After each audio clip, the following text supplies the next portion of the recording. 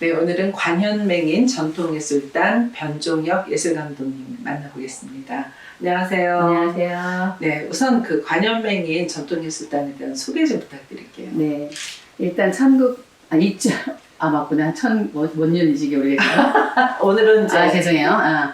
2011년에 창단된 악단이고요. 네. 세종대왕께서 그러니까 앞을 볼 수는 없지만 소리는 살필 수 있다. 그게 어록이 있어요. 네. 그래서 그 당시 조선왕조 시절에 관현맹인이라는 제도가 있었답니다. 네.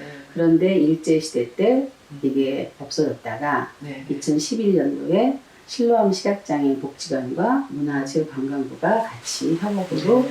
재탄생된 악단입니다. 그래서 네. 시각장애인들로만 구성된 악단인데 네. 시각장애인들만 구성돼서 어떤 연주나 편성이나 여러 가지 필요한 것들은 그래도 볼 수 있는 사람이 하나 정도 있어야 되지 않겠나 해서 네. 제가 예술 감독을 하고 있습니다. 네. 그러면은 그 창단 때부터 같이 하신 거예요? 사실 창단은 제가 네. 2대 감독인데 1대 감독은 우리 김광섭 선생님이라고 네. 타악하신 선생님께서 또 그런 거 잘 만들잖아요. 워낙에 네. 유명하고. 그래서 네. 이제 그 친구가 창단 1대 감독을 했었는데 한 1년여 시간 지나고 개인적인 사정으로 그만두게 돼서 네. 이제 2대로 제가 오게 된 거죠. 그럼 1대 때는 그 활동을 하셨던 건 아니고요? 저는 연주만 봤죠. 그때도? 네, 사실 네. 그 김광섭 선생님이 관현맹인 전통예술단이 상단되었다고 저랑 같이 의논도 하고 했었는데 네. 그래서 뭐 필요한 것들 도움도 좀 했었어요. 관심은 있었지만 제가 여기 올 거라고는 일도 꿈에 없었는데 네. 그런데 창단 연주를 보게 된 거예요. 근데 창단 연주를 보고 가서 제가 너무 놀란 거예요. 연주들을 너무 잘하는 것뿐만이 아니라 정말 저 사람들이 안 보이는 사람이라는 걸 몰랐더라면 그냥 우리 비장애인들처럼 하는 연주자라고만 알 네. 정도로 끝나고 인터뷰를 하게 됐어요, 제가. 그래서 네. 너무 감동적이고 제가 몇십 년 연주를 했지만 저분들을 보면서 많은 반성도 되고 앞으로 음악 생활에 많은 어떤 저의 변화가 있을 것 같다라는 인터뷰를 했었어요. 우연하게. 우연하게 네. 정말 관객의 입장에서 네. 그러고 났는데 그 이듬해 그게 12월이 창단 연주였는데 6월에 저한테 이제 이렇게 섭외가 와서 네. 근데 저는 이제 이걸 전혀 몰랐다면 아마 제가 거절을 거절뿐만이 수도 아니라 있고. 뭐 자격도 안 된다고 생각했겠죠. 근데 그 연주를 보고 그들에게 너무 감동과 저 사람들을 왜 연예인 보듯이 내가 가까이서 볼 수 있는 상황이 되지 않을까? 연예인 같았어요, 정말. 네, 그렇죠. 그랬는데 이제 그렇게 어쨌든 우연치 않게 돼서. 인연이 돼서 예. 얻게 됐죠. 저는 최근에 아직도 하고 계시잖아요. 좀 불안한 질문이에요. 사실 왜 제가 이렇게 말씀을 드렸냐면 이제 그때만 해도 정말 그 일명 아주 잘 나가는 해금 연주자셨어요. 또 국악원에 이제 오래 계셨죠. 네. 한 몇 년? 15년. 15년. 그러면은 언제 그만두신 거죠? 사실 관둔 거는 20년 됐어요, 벌써. 그러니까 제가 85년도에 입단해서 네. 2000년에 관뒀으니까 15년 딱 근무하고 네. 참 좋은 시절에 관뒀던 것 같아요. 지금 생각하니까 가장 예쁠 때. 그래서 그때 많은 봤는데도 무릅쓰고 관뒀는데 지금 생각하면 후회가 안 되는 게 네. 무대에서는 가장 예쁘고 잘했다는 기억만 사람들이 해주시더라고요. 정말 박수 치고 네. 그래서 그건 하나도 후회가 안 돼요. 정말. 네, 일도 후회가 안 돼요. 그러면 그때 어떤 계기가 있으셨던 거예요? 그만둔 거는 사실은 제자가 들어오더라고요. 제 이후로. 그러니까 사실 제가 국악원 들어가서 막내로 한 5년 있다가 5년 뒤에 막내가 하나 들어왔는데 그 막내가 거의 10여 년을 막내로 할 때예요. 그러니까 그만큼 국악원에 그 텀이 없었죠. 새로운 한 분이 나가셔야지. 그렇죠. 네, 그런 상황이었는데 제가 이제 고등학교 또 어쨌든 뭐 레슨도 하고 지도도 하다 보니까 이제 그렇게 지도했던 제자가 이제 국악원에 입단을 하게 된 거예요. 그러니까 제자랑 물론 선생님이 물론 뭐 동행도 가능하고 뭐 여러 가지 뭐 의미가 있겠지만 제자가 들어올 나이면 선생님은 좀 조용히 떠나겠지 않을까. 그러면서 이제 제자가 들어오면서 그리고 저는 그 당시 학교를 좀 몇 군데 나가고 있었는데 두 가지를 다 한 번에 잘한다는 게 어렵더라고요. 사실 그러니까 연주 생활도 충실하지 못하고 그리고 대학 강의를 나가면서 어쨌든 후학을 지도하는 입장인데 그래서 제가 한 가지만 더 잘하자. 연주 생활은 프리랜서로 하고 물러나자. 그러고 해서 관뒀죠. 네. 그리고 이제 정말 그 운명처럼 네. 이 관현맹인 전통 10년 후에 다 다가온 거죠. 그러게 굉장히 그때 이제 연주 개인 독주에도 네. 많이 하시고 뭐 대학 강의로도 뭐 굉장히 유명을 이제 떨치고 계셨는데 관현맹인에 이제 가셨다는 얘기는 이제 들었었어요. 저도 들었고 관현맹인 뭐 전통예술단 활동을 이제 잠깐 이제 봤죠. 네, 그래서 정기 연주 때마다 하고. 네, 그런데 이제 최근에 그분이 아직도 하고 계시다는 얘기를 듣고 그러면 여기가 이제 사실 이렇게까지 유지가 되는 줄도 몰랐어요. 그런 말씀들을 그러니까 네. 그 지금 우리 유 선생님 말씀처럼 이제 공연장 같은 데 가보면 네. 요즘 뭐해? 보통 선생님 우리 네, 밑에 네. 선생님들이 선생님 저 열심히 관현맹인 예술감독 하고 있어요. 아직도 해? 해? 그래서 선생님 저 밥줄 끊으시려고 그러냐고 이제 농담으로 그러면서 이제 근데 보통 그 질문의 그 뒷이야기는 그 이 관현맹 전통예술단이 이렇게 오래 갈까라고 다들 하셨대요. 맞아요. 그러니까 출창이 1년이나 굉장히 몇 뉴스가 년, 많았는데. 그냥 소모성 단체 그리고 국가에서 지원을 한다지만 1년으로 끝나고 과연 저 단체가 이렇게 이어져 가겠느냐 이제 그랬는데 이 지금 단체 단장님을 맡고 계시는 분이 이제 최동익 단장님이라고 사실 19대 비례대표 국회의원 하셨던 분이세요. 네. 이분은 실럼 시각장애인 관장님도 하셨고, 그러니까 이분이 지금도 그 시각장애인들이 어떻게 하면 그 인력을 만들어서 직업을 활성화시킬 수 있을까 굉장히 고민하시는 분 중인데 이제 그 중에 이 실럼 시각장애인 복지관이라는 점자를 많이 해요. 음역의 점자 교육을 하는 데인데 그러다 보니까 음악도 다 음악하는 사람들이 많아요. 근데 왜 우리 국악은 이렇게 없을까 하면서 그분이 찾아내신 거예요. 그래서 이렇게 이제 국가에다가 얘기를 했더니 그러면 좋다. 그래가지고 1년 뒤 안에 해봐라 하고 이제 지원을 했는데 1년 만에 없어질 수는 없잖아요. 네. 그 단원들도 다 어렵게 뽑았고 열심히 훈련을 시켰는데 이어가자. 정말 어떻게 보면 1년 이렇게 새빵 살듯이 네. 이제 근근 이어오다가 네. 이제 단체가 그만큼 성장도 하고 그리고 예술적인 발전도 있고 그리고 단원들 하나하나 그 성장도도 높아지고 그리고 나름 국위선양도 좀 하고 그러다 보니까 이제 좀 안정된 단체로 네. 이제 거듭나고 있는 거죠. 근데 이제 거기에 대고 아직 감독을 하고 있나요? 그러면 혹시 제가 뭐 장기 집권해서 혹시 사실 이제 그런 농담도 하죠. 네. 이제 그런 느낌보다는 그래서 이제 저는 사실 이제 우리 변종혁이라는 이름 석자를 다시 생각하게 된 계기가 된 거예요. 그래서 이거는 정말 그 무슨 큰 돈을 준다고 꼭 하시는 일은 아니고 특별한 사명감이 없으면 그러니까 물론 이제 처음 시작할 때 사명감이 없었더라도 그렇죠. 자기도 모르게 그게 생기죠. 생기지 않았을까 하는 생각이 들어서 그 이야기를 좀 듣고 싶어서 네. 찾아왔고요. 그러니까 진짜 다시 8년 전으로 돌아간다면 그때가 제가 사실은 우리 또 이제 연주자들이 하다 보면은 뭐 대학 교수가 되기 위한 어플라이도 있고 여러 가지 자기 그 진로에 대한 게 많잖아요. 근데 이제 국악원을 탄탄하게 다녔고 대학 강의를 하고 하니까 많은 분들 제 주변 분들이나 제 자신도 이렇게 경력을 쌓다 보면 어떻게 또 대학 가서 후학들을 지도할 수 있는 자리가 오지 않을까 이제 그런 준비를 하고 있었어요. 사실은 그러니까 그런 준비하는 차에 이제 어떤 기회가 왔고 근데 기회를 도전했지만 이제 안 된 거죠. 네. 근데 그때 안 됐을 때는 왜 내 자리인데 나를 안 주지? 라는 그 오해와 그 정말 그 많은 상처와 근데 또 뒤돌아서 한 3일 지나니까 그 생각이 싹 바뀌더라고요. 그러니까 제가 그동안 좀 긍정적으로 좀 건강하게 살았는지 그래 그게 내 자리가 아니었는데 굳이 내가 가려고 했던 것 같은 거예요. 그래서 다시 일어서서 그리고 뒤돌아보니 가족들이 우선 남편이 든든하게 지원해주고 아들, 딸이 엄마 항상 격려해주고 그리고 뭐 친정 언니들이 다 또 부각하잖아요. 그러니까 막내, 제 막내인데 막내야 네가 교수 아니어도 너 할 일 많은데 왜 굳이 교수하려고 그래 이렇게 그래서 그래 교수만이 내 일은 아닌가 보다 이제 그러면서 좀 기도도 하고 열심히 더 연주 생활을 해야겠다 더 연주를 내가 더 해야만이 내 길이 있나 보다라고 하는 터에 이제 친구들이 위로차 미국 뭐 캐나다 제 또 동기들이 약간 글로벌해요. 네. 그러면 일부 여러 외국의 친구 다 놀러 온 거예요, 저 보러. 그래서 이 5명이서 놀러를 갔어요. 놀러 갔다 돌아오는 길에 전화를 받은 거예요. 그러니까 친구들이 하나같이 조용아, 네 자리야. 이거는 빨리 가서 인터뷰해. 가서 빨리. 네. 그래서 정말 놀러를 중단하고 친구들이랑 놀다가 돌아온 거예요. 그 외국에서 온 친구들 다. 그래서 이들이 밖에서 기다리고 저는 가서 이제 인터뷰를 한 거죠. 근데 딱 인터뷰를 하는 과정에서 저는 창단 연주를 잊을 수가 없어서 창단 연주 때 말씀을 드렸더니 그분들은 음악을 모르시니까 정말 우리 그때 예술단이 연주를 잘했냐는 거예요. 그래서 최고였다 정말.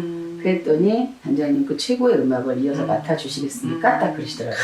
그러니까 최고의 음악을 제가 최고로 더 유지만 해도 본전이겠구나 이제 그런 생각에 이제 이것도 나의 운명이고 정말 그 이들하고 내가 가까이서 음악을 한다면 얼마나 좋을까 그래서 이제 맡게 됐고 네. 그러면서 왔는데 네. 이제 일명 단원들은 참 그것도 뭐라고 낙하산 타고 내려왔다고 한 달을 저를 안 보이는 친구들인데 안 보더라고요. 이건 제가 안 보인다. 그래서 속으로 안 보려고 하고 그러니까 이제 초대 감독님에 대한 그게 있죠. 헌납이네요. 그 크고 네. 저도 사실은 그렇게 김광석 선생이 후배고 좋은 거 한다고 엄청 격려해주고 밀어줬는데 본인이 못한다고 했으니 그럼 그 친구의 목까지 내가 더 해야 되지 않을까라는 사명감을 가지고 왔는데 오해가 있어. 오히려 그 감독 자리를 내가 뺏은 것처럼 된 거예요. 그렇지만 저는 뺏진 않았거든요. 네. 근데 어쨌든 한 달이라는 시간을 걸치면서 이들이 안 보이는데 계속 본다고 표현을 해요. 감독님 어제 TV 드라마를 봤다 그러고 그래서 이들이 보는 게 뭘까? 이들이 보면서 하는 게 뭘까를 관찰하기 시작하면서 이제 한 사람 한 사람 마음을 따라갔죠. 그러니까 이걸 보고 행동으로 해서는 안 될 것 같아서 그냥 무조건 이 사람들 마음에 내가 들어가는 게 빠르겠다. 그래서 마음을 이 사람 마음속에 들어가서 이 사람들이 날 다시 끄집어내주면 그때 소통이 되지 않을까. 그게 한 6개월 걸리더라고요. 네. 아무튼 그 어려운 거 제일 어려운 걸 해내셨어요. 제일 어려웠어요. 진짜. 네. 그게 어려웠어요. 음악을 만드는 것보다 이들하고 소통하는 게 제일 힘들었죠. 저도 기억이 나요. 그때 이제 관현맹 중에서 저도 잊을 수 없는 게 그 이연아 씨의 노래 전가하던 정말 이렇게 노래를 듣는데 소름이 쫙 끼칠 정도로 지금 얘기해도 전 소름 돋아요. 진짜. 네. 저도 그 기억이 나요. 그래서 근데 이제 이 친구가 정말 이렇게 우주를 노래하고 있더라고요.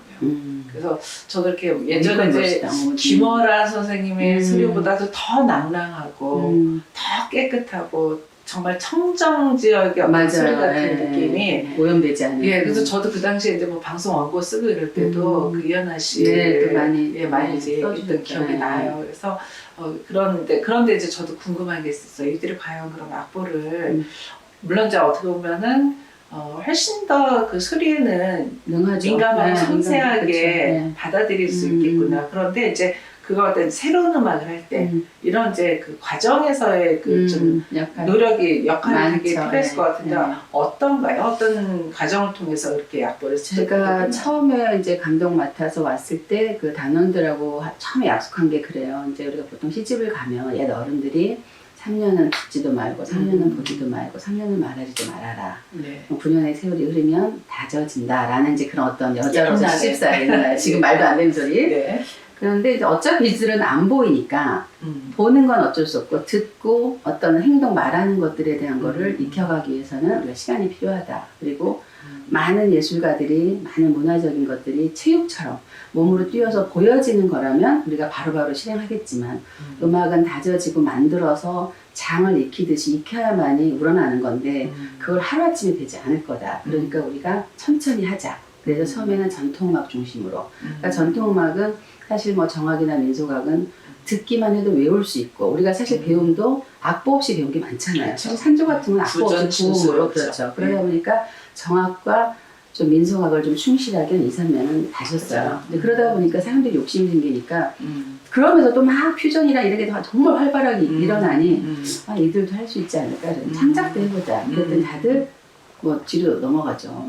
우리가 악보를 안 보는데 악보를 봐야 된다는 주의에 저는 점자 악보라는 게 있습니다. 국악 악보도 점자를 만들고 있죠. 지금 국악 아직은 아니고 계속 만들어서 나오고 있죠. 그래서 점자 악보를 만들어서 너희가 이 악보를 말 그대로 점자로 보고 그리고 음악을 듣고 음원을 내서 듣고 하자. 그리고 자세나 이런 거는 그 부분에 좀 명인들을 모시고 지도를 하겠다. 이런 과정을 거쳐서 하는데 지금은 창작하기를 더 좋아해요. 그래요? 뭔가 새로운 도전에 본인들도 너무 재밌어하고 시간이 줄더라고요. 그러니까 처음에는 6개월 걸릴 게 시간이 지나니까 어느 건 3개월, 최근에는 한 달 안에 모든 거 막 듣고 외워버리고 이러다 보니까 이제는 창작까지 하고 그러면서 사람은 작지만 우리가 일당백을 하자. 그리고 보통 1인 2역, 3역은 나부터도 집에 가면 엄마고 나오면 선생님이고 사회에 나오면 또 다른 나의 그거 있듯이 너희들도 악기만 하는 사람이 아니라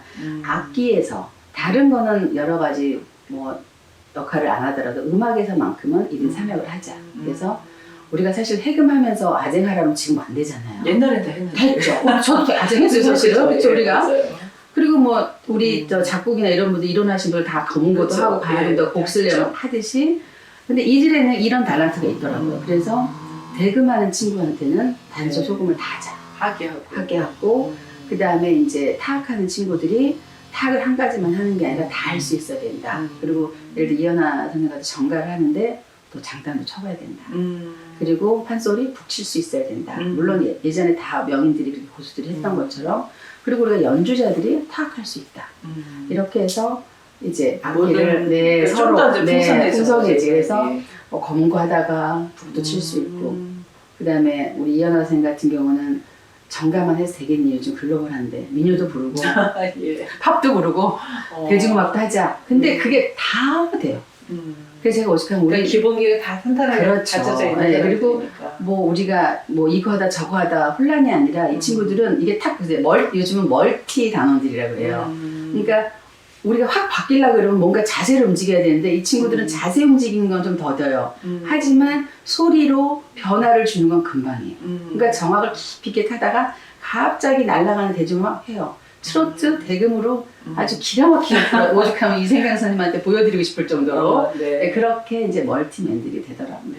그러면 이제 지금 그 구성이 어떻게 되어 있나요? 각 악기별로 이제 다 구성이 되면 참 좋았을 텐데 처음에 제가 창단 연주 보고 왔을 때는 해금 주자가 없었고 피리 주자가 없었어요. 그리고 대금 주자만 둘이 있었고, 그러니까 대금 둘에 정가 하나, 타악 둘, 그 다음에 이제 판소리도 없었고. 그런데 이제 이 실로암에서 이 단원만 가지고는 이룰 수 없다. 그래서 아카데미라는 걸 만들어서 예비 단원을 만들자. 그래서 관심 있는 시각장애 그렇죠. 그래서 일정 교육을 시켜서 그 아카데미가 수료가 되면 우리 예술단에 들어와서 일정한 시간에 예비 단원을 거쳐서 뭐 예비 단원에 거칠 것도 없는 게 이미 과정을 바로바로 돼요. 네. 그래서 이제 그 친구들이 다 채워지고 있어서 아직 지금 학생 몇명 정원이 그래서 정원이 지금 예비 단원까지 포함하면 12명. 12명. 네, 6명이 시작해 딱 2배로. 6명에서 시작해. 네, 딱 2배로 늘려냈어요. 그럼 1년에 공연을 어느 정도 하나요? 공연 얘기하면 다 너무 죄송하고 놀라는데 네. 저희가 거의 뭐 처음에는 한 50회 정도 했어요. 1년에? 네, 근데 네. 점점 늘어서 뭐 100회는 기본으로 하고 네. 많게는 거의 뭐 200회 이상.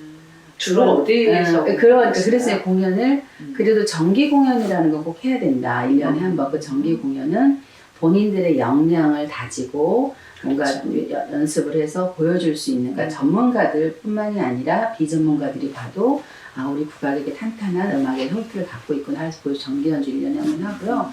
그 다음에 해외 공연을 한 번씩 꼭 갔었어요. 왜냐하면 이들이 안 보이기 때문에 집 밖하고 직장 나가는 거 외에, 그러니까 해외 공연이라는 거는 넓은 해외에서도 우리 음악을 날릴 수 있다 해서 처음 해외 공연 간다니까 고소공포에서 비행기도 못 한다는 친구도 있고 아주 뭐 끔찍하게 생각을 하는 거예요. 그래서 다 우리가 1대1로 이제 뭐 옆에 보조하면서 가자 해가지고 카네기를 벌써 2번 갔다 왔고 그리고 오페라하우스에서 유명한 저 호주 오페라하우스도 갔다 왔고 그리고 뭐 이제 일본 뭐 중국 이런 데는 시각장애인도 연합회들이 있어요. 그들하고 협업해서 일본도 갔다 오고 이제 몽골 같은 경우는 수교 기념해서 갈 때 이제 그 대사가 우연찮게 우리 공연을 봤는데 초청하고 싶다 그래서 이렇게 간 경우도 있고 그래서 해외 공연 1년에 한 번 가고 그리고는 이제 공연을 어떤 방향으로 해야 이들이 무대를 많이 설 수 있을까 고민하다가 이제는 그 문화나눔이라는 타이틀을 걸고 소외지역 그 다음에 이제 군부대 가면 저희 완전히 아이돌이에요.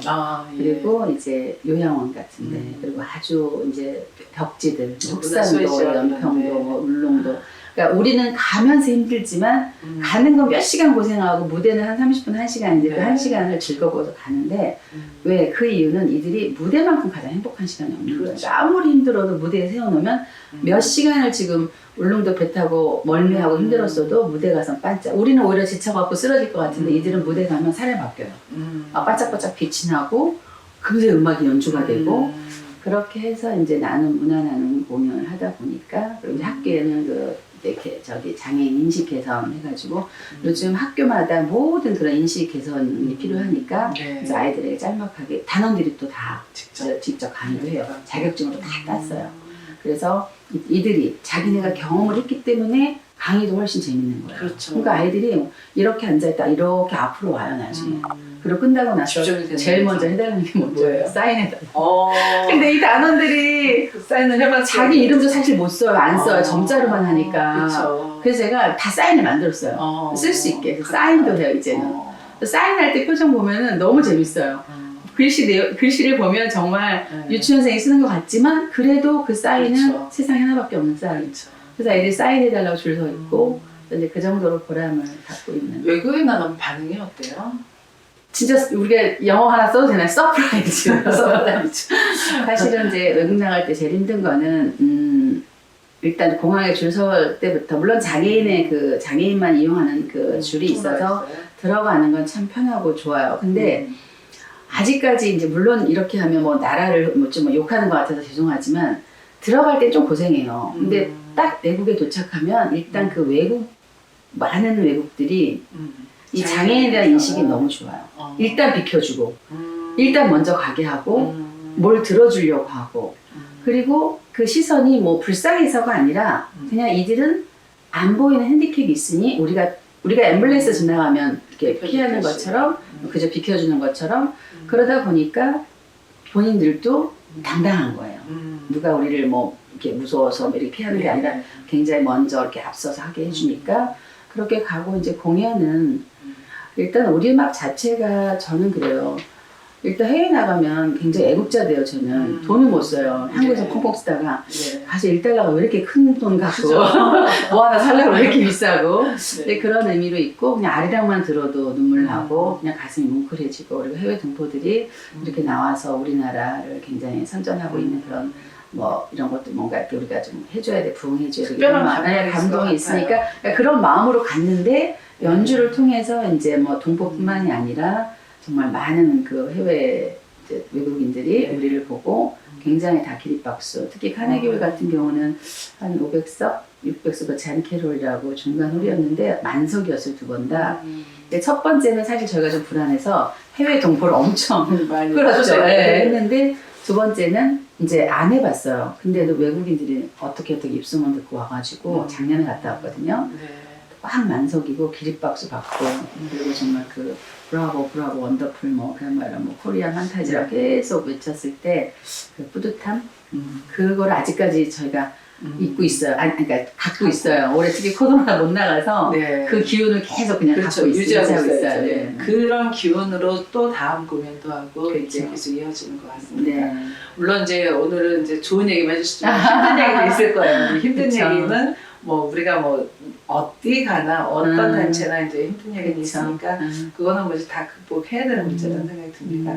이제 12월에 저희가 이제 굿스테이지는 12월에 이제 소개가 될 거지만 12월에 이제 지금 준비하시는 게 있다고 해서 소개 좀 해주세요. 그 시간 타이밍 맞춰서 오신 것 같아서 그렇죠. 너무 감사한 게 보통은 저희가 가을에 해외 공연 준비를 하는데 원래는 올해가 중국 공연이 잡혀 있었어요. 그래서 중국 시각장애인 연합회하고 중국이 또 굉장히 그 전통과 현대를 아우르는 행사들이 많은데 그런데 정말 본의 아니게 중국발 코로나가 생기면서 취소가 됐고 그러자니 연주를 그냥 없앨 수는 없고 12월 3일이 세계 장애인의 날이에요. 그래서 이제 단장님이 이제 그 고안하신 게 일본 시각장애인 연합회하고 중국 시각장애인 연합회하고 우리 관현맹인하고 3개국이 협업해서 온라인 세계 이제 영상 공연을 준비하고 있어요. 그래서 우리나라 2%, 일본 2%, 다 시각장애인 연주자들이고 중국 2%.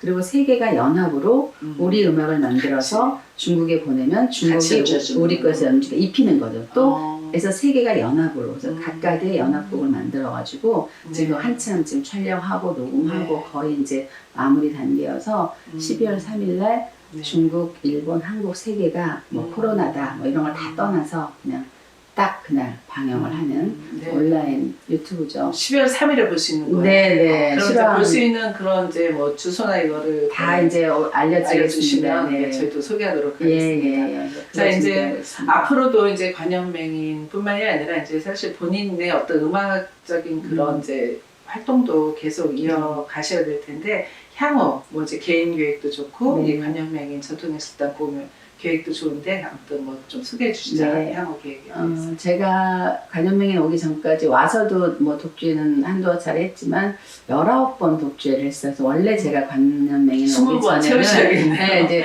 원래는 뭐 경연제든 해마다든 이슈를 가지고 연주를 하면 근데 여기 와서 단원들하고 활동하다 보니까 제가 굳이 개인 무대를 서서 감동을 주지 않아도 이미 나부터가 감동을 먹고 있으니 이렇게 연주를 굳이 내가 안 해도 오히려 이 단원들하고 해금이 있기 전에 같이 연주도 하고 그랬어요. 근데 그러다 보니까 이제 제가 개인적으로 하는 연주는 아무래도 이제 뒤쳐져 있었는데 그래도 또 내년이 관현명이 또 10주년이에요. 네. 그래서 이야기가 있는 세종대왕 시절부터 어쨌든 우리가 다시 재탄생해서 10년 오기까지 어떤 돌아보는 계기로 이제 10주년 행사 지금 준비하고 있고요. 네. 그러면서 또 뭐 공교롭게 내년이 제가 또 이제 60을 맞이한 해더라고요. 네. 그래서 흔히들 뭐 환갑 연주냐고 요즘 환갑 연주한다 그러면 아마 객석이 아니라 저기 문도 안 열 거예요. 그렇게 환갑 연주라기보다는 내가 다시 나로 태어나기까지 그동안의 연주들을 내가 어떻게 해왔는지 들어보는 계기로 20회 독주에 준비하고 있습니다. 네. 기대가 됩니다. 네. 기대하면 실망이 클테라 그냥 마음으로만. 네. 저희가 그 이제 내년에도 이제 굿스테이지는 계속되니까 네. 그때 소식은 또 한번 네. 전에 꼭 주시길 바라고요. 그동안에 혹시 이제 관현명인 그 전통행사단 공연했던 거 이제 영상 자료가 있으면 네. 저희가 네. 12월 후에 네. 같이 한번 소개하는 기회도 네. 가져보도록 하겠습니다. 너무 저희가 감사합니다. 잘한다고 했는데 여러분들이 진짜 잘하는지 한번 네. 평가해 주시면 좋을 것 같습니다. 감사합니다. 오늘 관현명인 전통예술단의 변중혁 감독님과 함께했습니다. 감사합니다. 네, 초대해 주셔서 감사합니다.